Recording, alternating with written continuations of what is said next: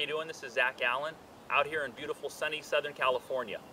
We're going to share a tip with you today to help you initiate your downswing in the proper sequence. So a lot of my students, when they get up to the top of their backswing, everything starts the downswing. Their lower body, their upper body, the club, it all starts at the same time. Some of them even do it more and they end up coming over the top. Some of them, though, they're not bad players at all, but they're not hitting the ball as far and as powerfully as they can because they don't know how to properly initiate their downswing and use the ground and use their legs. So a great drill, it has to do with your left knee, okay? If I take it up to the top of my backswing here, watch what my left knee does to start. You kind of see this bowed look as my knee goes to the outer edge of my left heel there, and there's a lot of movement here, very forcefully forward and downward at the same time. And it's kind of an awkward thing. There's not many other sports where you would be getting so much activity in your left knee.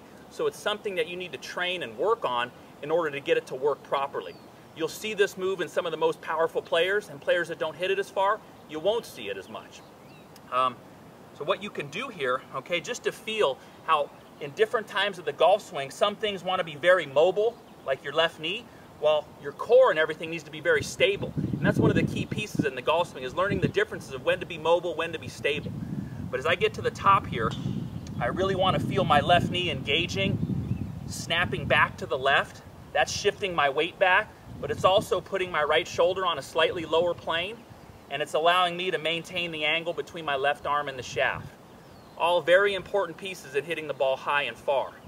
So what you can do, a couple things, if you're just at home, you can just kind of put your left knee up against the side of your couch or the side of your bed and just practice just snapping your left knee back. So I don't know if you can hear that, but I'm really hitting the outside of my hand here very hard as I start my downswing.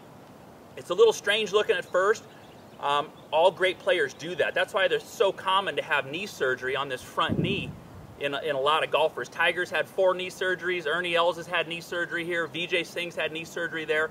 So there's a lot going on there. Not that you would have knee surgery, but you want to start to feel and engage the muscles that they're using.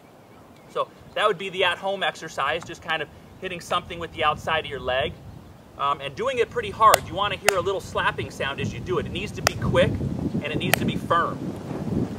And then you can go to the range, take it up to the top, pump it down a couple times, feel your arms and hands respond and follow, you know, that leading of the lower body.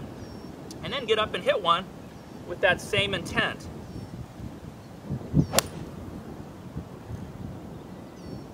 I could feel that already. I really engaged the ground and I initiated with my legs, and it allowed all this power to build and then finally release through the ball. So next time you're out at the range, really get specific in one area, just on that left knee, and see if it doesn't help you strike the ball better. So when taking a look at that move in the most powerful players, we have Fred Couples first, and at 53 years old, still hitting the ball 300 yards, just almost as far as ever. Looking at that move specifically here, if we took a look at the amount of knee and hip movement to start the swing, so just first focus on his hips, and you remember the thing that initiates the hip movement is it does come from the feet and knees. But watch how much lateral movement there is and how much movement there is to that left knee from top of the backswing to transition.